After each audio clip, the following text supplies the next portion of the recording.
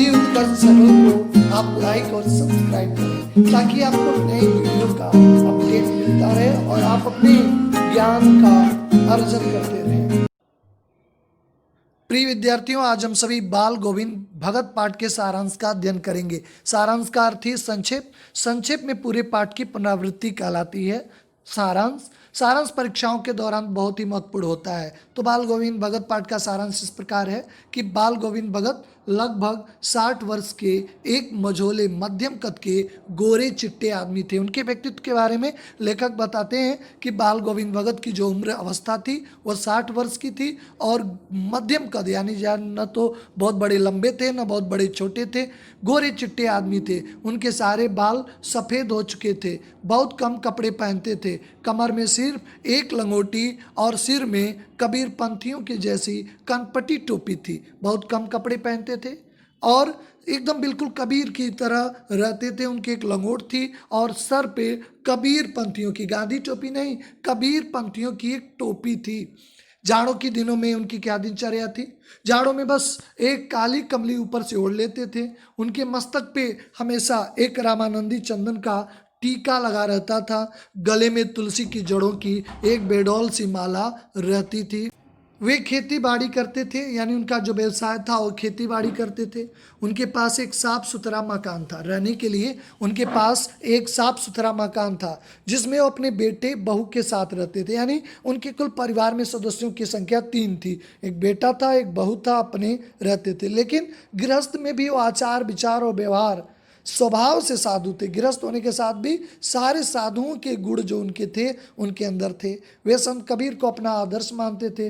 कबीर के उपदेशों को पूरी तरह से अपने जीवन में उतारने का प्रयास करते थे। कबीर वास्तव में एक व्यक्ति नहीं, एक विचार है। आज भी उनकी तमाम बातें प्रासंगिक है। इतने वर्ष होने के बावजूद भी कबीरदास तो स्वयं पढ़े लिखे नहीं थे। उन्होंने कहा था, मस कागज छुयो नहीं, कलम गयो नहीं हाथ। उन्होंने अपने कलम और कागज को छुआ तक नहीं था, लेकिन जो बात कह के गए वो समाज के लिए आने वाले वक्त में भी प्रासंगिक होगा। इस बात को उन्होंने अपने गोविंद भगत ने भी अपने जीवन में उतार लिया था। वह कबीर को साहब कहते थे। उन्हीं के गीतों को, कबीर के तमाम गीत हैं वो गाते थे। कभी झूठ नहीं बोलते थे, झूठ बोलना भी नहीं चाहिए। झूठ बोलना बहुत ही बड़ा पाप होता है। साच बराबर तप नहीं, झूठ बराबर पाप। लेकिन किसी केस में अगर आपके झूठ बोलने से अगर किसी की जान बच जाती है तो धर्मशास्त्रों में कहा गया है अगर भलाई के लिए झूठ बोला जाए तो वह झूठ पाप की श्रेणी में नहीं आता है। कृष्ण भी झूठ बोले हैं युद्ध के, महाभारत युद्ध के दौरान, लेकिन वो उद्देश्य क्या था? भलाई का था। सबसे खराब व्यवहार रखते थे। व्यवहार रखना भी चाहिए। दो टुक बात कहने में, किसी से उसकी बातें उसके मुंह पे कहने पे संकोच नहीं करते थे। किसी को खामखा झगड़ा मोल नहीं लेते थे। किसी भी चीज़ को कभी हाथ नहीं छूते थे, न बिना पूछे व्यवहार में लाते थे। आचरण और व्यवहार भी कहता है कि बिना पूछे हम किसी की चीज़ को व्यवहार में न लाएं। उनके खेतों में जो कुछ भी अनाज पैदा होता था सबसे पहले वो सिर पर लाद कर 4 कोस की दूर कबीर पंथी मठ पे ले जाकर वहाँ पे रख देते थे। भेंट स्वरूप जो भी वहाँ पे ले लिया जाता था, जो बच जाता था, उसे प्रसाद स्वरूप वापस लाते थे और पूरे साल तक उसी में खर्चा चलाते थे। ये होना भी चाहिए। हम जो कुछ भी अर्जन करें, जो कुछ भी उत्पाद करें, वो प्रभु को ही समर्पित होना चाहिए, ईश्वर को ही समर्पित होना चाहिए। हमारे सामने अगर भोज्य पदार्थ भी आता है तो हमें सबसे पहले ईश्वर को धन्यवाद करना चाहिए कि उन्हीं के कल्याण, उन्हीं की कृपा से हमें मिल भी रहा। लेकिन सबसे पहले हम भोजन जो है ग्रहण करने में लग जाते हैं। एक बार ईश्वर को धन्यवाद कहना चाहिए। बाल गोविंद भगत सारी चीज़ों को पहले वहाँ समर्पित करते थे, जो मिल जाता था उसे प्रसाद स्वरूप ग्रहण करते थे। कबीर के पदों को इतनी मधुरता से गाते थे कि सुनने वाले बिल्कुल मंत्र मुग्ध हो जाता था। कबीर के सीधे सीधे पद भी उनके कंठ से निकलकर सजीव हो जाते थे। जो साधारण पद थे वह भी एकदम सजीव हो उठते थे, उसमें जान आ जाते थे। आषाढ़ के माह में जब रिमझिम बारिश होती थी, आषाढ़ का महीना यानी बारिश अपनी चरम अवस्था पे होती है, पूरा गांव धान की रुपाई के लिए खेतों पर लगा रहता था। कोई हल चला रहा होता तो कोई धान की रोपाई कर रहा होता। बच्चे धान के पानी में भरे खेतों में उछल कूद कर रहे होते। औरतें कलेवा यानी भोजन, सुबह का नाश्ता को कलेवा कहते हैं, लेकर मेड़ पे बैठी रहती थी। बड़ा ही मनमोहक दृश्य होता था। बारिश का मौसम ही ऐसे सुहावना होता है। सावन के मौसम बिल्कुल मन को लुभाने वाले होते हैं। तो पूरा दृश्य उस समय का बड़ा मनमोहक होता था और उस पे चाँद तब लग जाता था कि जब इनके गीत गाए जाते थे। आसमानी बादलों पूरा आसमान बादलों से घिरा रहता है, ठंडी ठंडी हवाएं चल रही होती है। ऐसे में भगत के गीत जब मधुर गीत कानों में पड़ते थे, जो कबीर के पदों को बड़े ही मनमोहक अंदाज से गाते हुए अपने खेतों में पूरी तरह से कीचड़ में सने हुए थे, धान की रुपाई करते थे। उनका मधुर गान सुनकर ऐसा लगता था कि मानो उनके गले से निकलकर संगीत कुछ मधुर स्वर धरती पे तो मंत्रमुग्ध कर रहा था, लेकिन कुछ स्वर इतने ऊंचे थे, इतने जो एक सीमा के पार थे कि स्वर्ग की तरफ जा रहे थे। कुछ मधुर स्वर पृथ्वी में खड़े लोगों के कानों की तरफ आ रहे थे। खेलते हुए बच्चे भी उनके गानों पे झूम उठते थे, औरतें गुनगुनाने लगती थी, हल चलाने वाले लोगों के पैर भी अजीब ताल से उठने लगते थे और रोपनी करने वालों की अंगुलियों में एक अजीब क्रम से चलने लगती थी। यानी लोगों को एक ऊर्जा मिलती थी, सबकी गतिविधियों में परिवर्तन आ जाता था। सबके जो सुस्त पड़े थे उनमें भी जो है एक ऊर्जा का संचार हो जाता था। सच में बाल गोविंद का जो संगीत था वह साधारण नहीं था, उसमें जादू था, जादू। ये आषाढ़ महीने की उनकी गतिविधियां थी। भादों का जब मौसम होता था, काली अंधेरी रात में जब सारा संसार सोया रहता था, तब बाल गोविंद भगत का संगीत जाग रहा होता था। कार्तिक माह आते ही बाल गोविंद भगत की प्रभातियां, यानी सुबह उठकर स्नान करना, वो प्रभात कहा जाता है। कार्तिक माह बड़ा पवित्र महीना होता है, नदियों में स्नान करना। हमारे धर्मशास्त्रों में पुण्य का भागीदार लिखा गया है कि जो इस महीने में जो सुबह स्नान नदियों में करता है वो पुण्य का भागी बनता है। बाल गोविंद भगत भी की प्रभातियां शुरू हो जाती थी, जो कार्तिक माह से चलते हुए फागुन तक चलती थी, यानी होली का जो त्यौहार था वहाँ तक चलता था। इन दिनों में वो सवेरे उठकर गांव से 2 मील दूर नदी में जाकर स्नान करते थे। स्नान करके लौट के गांव के बाहर ही एक पोखरे पे ऊंचे भिंडे मतलब स्थान पे खजड़ी ले जाकर बैठते थे और गाने लगते थे। गर्मियों में तो अपने घर के आंगन में ही आसन जमाकर बैठते और अपनी मंडली के साथ गाना गाते थे। बाल गोविंद भगत की संगीत साधना का चरम उत्कर्ष, यानी संगीत में इतनी गहराई पहली बार उस समय देखी गई जब उनके इकलौते बेटे की मृत्यु हो गई थी। समझिए कि साधारण व्यक्तियों पे तो दुखों का पहाड़ टूट पड़ता है। पिता के रहते अगर पुत्र की मृत्यु निश्चित तौर पे एक पहाड़ टूटने जैसा है। उन्होंने बड़े प्यार से अपनी बेटी की शादी की थी। घर में एक सुंदर और सुशील बहू आई थी, जिसने भगत को दुनियादारी और घर गृहस्थी के झंझटों से मुक्त कर दिया था।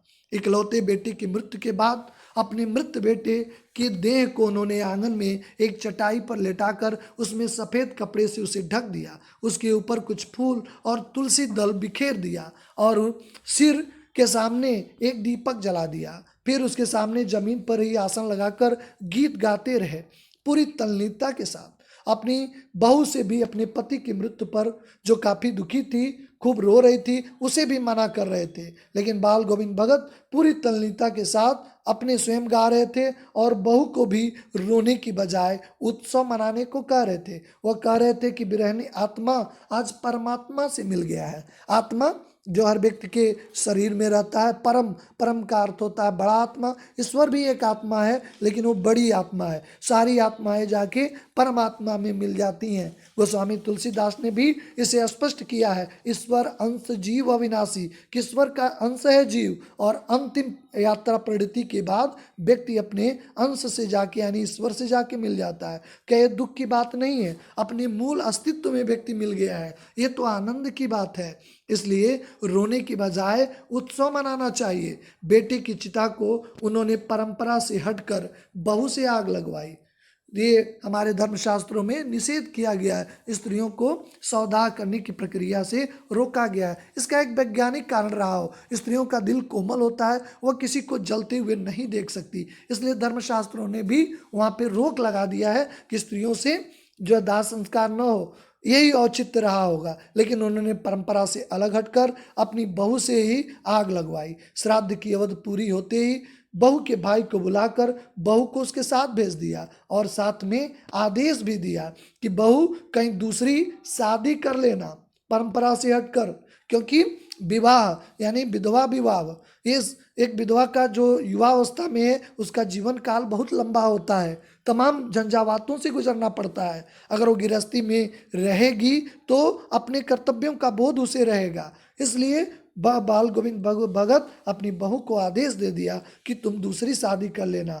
बहू भगत को छोड़कर नहीं जाना चाहती थी, क्योंकि वो जानती थी कि बेटे की मृत्यु के बाद ही मात्र बहू ही उसका एकमात्र सहारा है। अब बाल गोविंद भगत में कोई सदस्य ही नहीं थे परिवार में। वह उनकी सेवा करना चाहती थी, लेकिन भगत अपने निर्णय पे अटल रहे। उन्होंने अपनी बहू को भाई के साथ जाने के लिए विवश कर दिया। कहा कि नहीं, तुम अगर मेरा सेवा करना ही चाहती हो तो तुम्हें जाना ही पड़ेगा और तुम्हें दूसरा जीवन शुरू करना ही पड़ेगा। बाल गोविंद भगत की मृत्यु उन्हीं के अनुरूप हुई। मृत्यु जो कोई जानता नहीं कब आ जाए, लेकिन उनके अनुरूप हुई। हर वर्ष गांव से 30 कोस दूर वह गंगा स्नान को जाते थे। घर से खाना खाकर जाते थे और फिर लौटकर ही खाना खाते थे। रास्ते में किसी का दिया हुआ या कहीं अन्यत्र नहीं खाते थे। घर पहुंचने तक ही उपवास रहते थे। रास्ते भर गाते बजाते जाते थे। प्यास लगती तो बस पानी पी लेते थे। अब उन पे बुढ़ापा जीवन का सबसे कठिन काल है, क्योंकि शैशवा, बाल्यावस्था, किशोरा, प्रौढ़ा और फिर वृद्धावस्था। तो वृद्धावस्था जीवन का सबसे संक्रमण काल है, कठिन काल है, जीवन का सबसे दुखदायी काल है। तो उनके ऊपर बुढ़ापा हावी हो रहा था। इस बार जब वो गंगा स्नान से लौटे तो उनकी कुछ तबीयत ठीक नहीं थी, किन अपने वो नेम व्रत और नियम कानून जो धर्म कानून था उसे कहाँ छोड़ने वाले थे। घर लौटकर उन्होंने फिर वही पुरानी दिनचर्या जारी रखी। लोगों ने उन्हें आराम करने की सलाह दी, लेकिन वो सबको हंसकर टाल देते थे।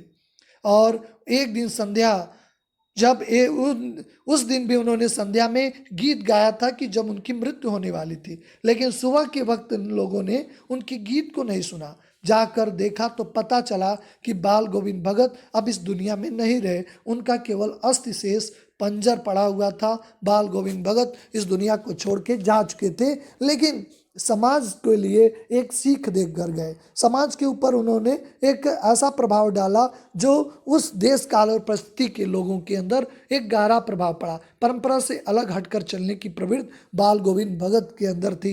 गृहस्थ होते हुए भी एक सन्यासी का जीवन जी रहे थे। लोग कहते हैं कि नहीं, दुविधा में दोनों गए, माया मिली न राम। दुविधा की स्थिति बड़ी खतरनाक होती है। कहते हैं हम ईश्वर भक्ति में हैं तो घरेलू कार्यों में, घर में भी रह के हम ईश्वर को याद कर सकते हैं, हम धर्म मार्ग पे चल सकते हैं। बाल गोविंद भगत का चरित्र हमें यही प्रेरणा देता है। आशा है आप सभी को ये बाल गोविंद भगत का सारांश आप समझ में आया होगा। आपसे फिर नेक्स्ट वीडियो में मुलाकात होती है। आप सभी का धन्यवाद।